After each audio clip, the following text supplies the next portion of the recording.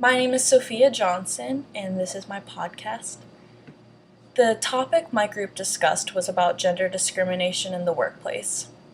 As I thought about this topic and who I wanted to interview for it, the first person that popped into my head was my stepmom, Krista Johnson. Over the years, she had told me stories about how she had been treated unfairly in the workplace. This past weekend, we were having a family get-together, and I decided to ask her some questions about her experiences with gender discrimination. Now, just a little background information about her. Krista is a middle-aged white woman who is middle class. Now, she is a lawyer and very successful. But at the time of her gender discrimination, she was not very successful.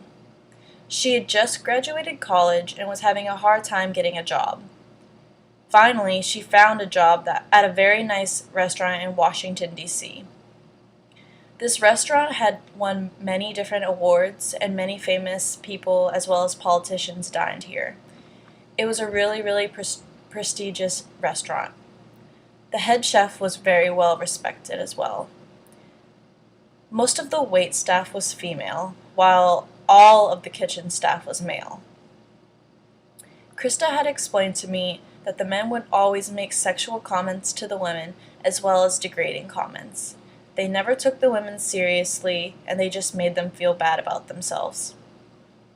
As well as the comments, the men would also take their wooden spoons and slap the behinds of the women when they would walk by. This would happen many times.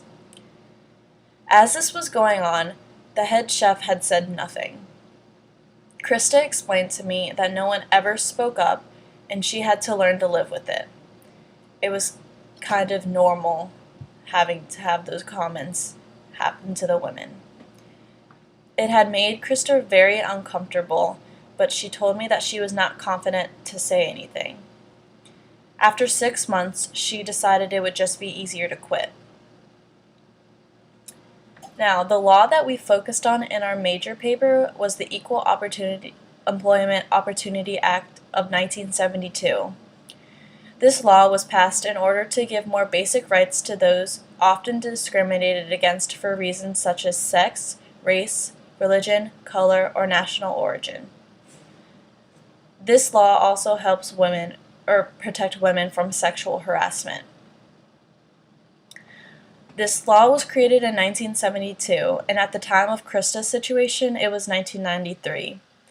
So if Krista would have taken action against the restaurant, she could have referred back to this law.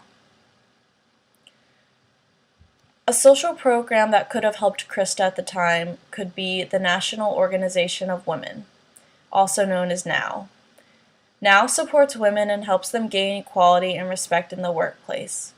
Oftentimes, they provide lawyers to help women sue companies to gain equality and respect they deserve. So if Krista was going to be taking action against this restaurant, she could go to NOW, and they could help set her up with a lawyer and investigate into this situation. I think it's unfortunate that Krista did not stand up to this discrimination. I believe the reason she didn't was because she didn't feel confident in herself and just followed the actions of others and didn't say anything.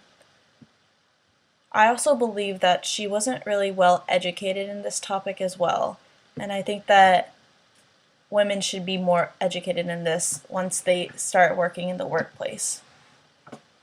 Since the 1960s, there have been so many strides in helping women gain equality and stopping gender discrimination. And also, as the years go by, I believe women are getting stronger and more independent. When I asked Krista the question, how would things be different if this happened to you now? She replied, I would say something and stand up for myself, definitely.